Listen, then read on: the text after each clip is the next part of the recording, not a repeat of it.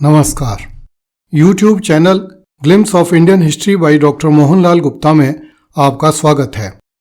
आप देख रहे हैं ऐतिहासिक धारावाहिक कैसे बना था पाकिस्तान। प्रस्तुत है 69वीं कड़ी, जिन्ना ने गांधी से कहा पहले पाकिस्तान फिर आज़ादी।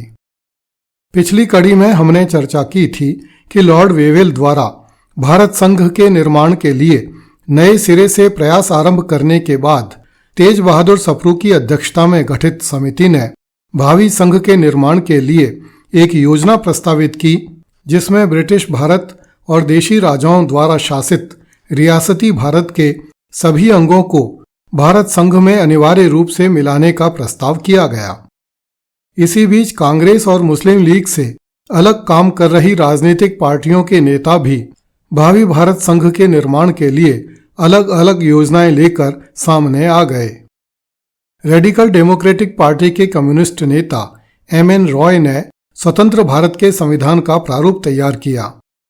6 जनवरी 1945 को all India conference of the radical democratic party के द्वारा इस प्रारूप को पृष्ठांकित किया गया, जिसमें कहा गया कि भारत को आज़ादी देने के लिए एक अंतरिम सरकार बने तथा इस अंतरिम सरकार को संपूर्ण भारत के लिए संविधान बनाने की घोषणा करनी चाहिए तथा उसे भारतीय रियासतों पर भी लागू किया जाना चाहिए।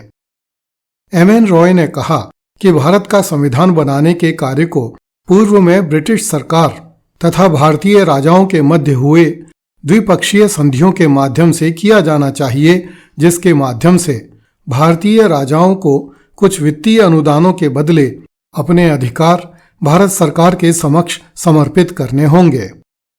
प्रोफेसर कूपलैंड ने नदियों को आधार बनाकर जनसंख्या के अनुसार उनके क्षेत्रीय विभाजन की योजना प्रस्तुत की। सर सुल्तान अहमद ने भारत तथा यूनाइटेड किंगडम के मध्य संधि के माध्यम से भारत पाक विभाजन की एक अलग योजना प्रस्तुत की। इसी प्रकार अर्देशीर दलाल, डॉक्टर राधा कुमुद मुखर्जी तथा डॉक्टर भीमराव अंबेडकर ने भी अपनी अपनी योजनाएं प्रस्तुत की, जिनमें भारत की सांप्रदायिक समस्या का समाधान ढूंढने की चेष्टा की गई। किंतु इन सभी योजनाओं में देशी राज्यों की समस्या को अधिक महत्व नहीं दिया गया। इस कारण ये योजनाएं आधी अधूरी थीं तथा इनमें से किसी भी योजना के आधार पर भारत संघ का निर्माण नहीं किया जा सकता था। गांधी सहित नेहरू एवं पटेल आदि सभी बड़े कांग्रेसी नेता दिसंबर 1942 से ही जेल में बैठे थे।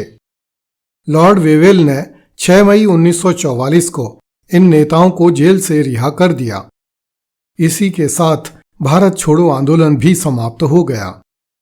लिबरल पार्टी के नेता तेज बहादुर सप्रू और राजगोपालाचारी ने कांग्रेस तथा मुस्लिम लीग के नेताओं से बात करके गांधी और जिन्ना के बीच समझौता करवाने का प्रयास किया।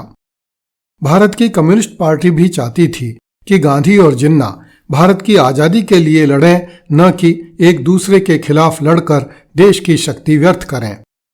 इसलिए भारतीय कम्युनिस्ट पार्टी ने देश भर में एक नारा उछाला, गांधी जिन्ना फिर मिलें।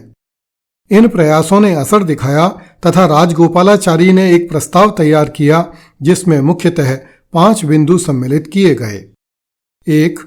विश्व युद्ध के दौरान मुस्लिम लीग को भारत की पूर्ण स्वाधीनता की मांग का समर्थन करना चाहिए तथा संक्रमण काल के लिए अस्थायी अंतरिम सरकार बनाने में कांग्रेस का सहयोग करना चाहिए। 2. विश्व युद्ध समाप्त होने के बाद मुस्लिम बहुल क्षेत्रों की सीमा के निर्धारण के लिए एक आयोग नियुक्त किया जाना चाहिए। उन क्षेत्रों के समस्त निवासियों के जनमत या साधारण मतदान के किसी भी अन्य स्वरूप द्वारा निश्चित किया जाना चाहिए कि मुसलमानों का अलग देश बनना चाहिए या नहीं। 3. जनमत संग्रहण के पहले अपने अपने दृष्टिकोण का समर्थन करने का अधिकार सब दलों को होगा। अगर अलगाव हो जाए तो दोनों राज्यों के प्रतिरक्षा, व्यवसाय और अन्य उद्देश्यों के लिए समझौता किया जाना चाहिए। 4. जनसंख्या का कोई भी स्थानांतरण बिल्कुल ऐच्छिक आधार पर होगा, न कि अनिवार्य रूप से। 5. ये शर्तें तभी लागू होंगी जब ब्रिटेन भारत के शासन की सारी सत्ता और जिम्मेदारी भारतीयों को हस्तांतरित कर देगा।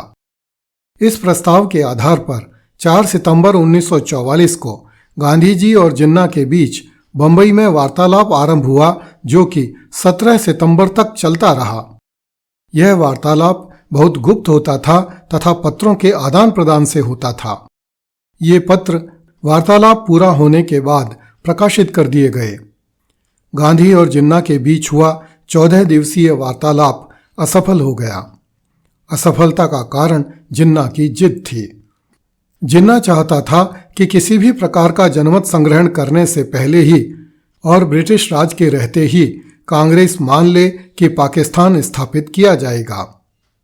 जिन्ना ने यह भी कहा कि पाकिस्तान के अंदर पूरा पंजाब, पूरा बंगाल, पश्चिमोत्तर सीमांत प्रदेश, बलूचिस्तान और असम को पाकिस्तान में अनिवार्य रूप से शामिल करना होगा।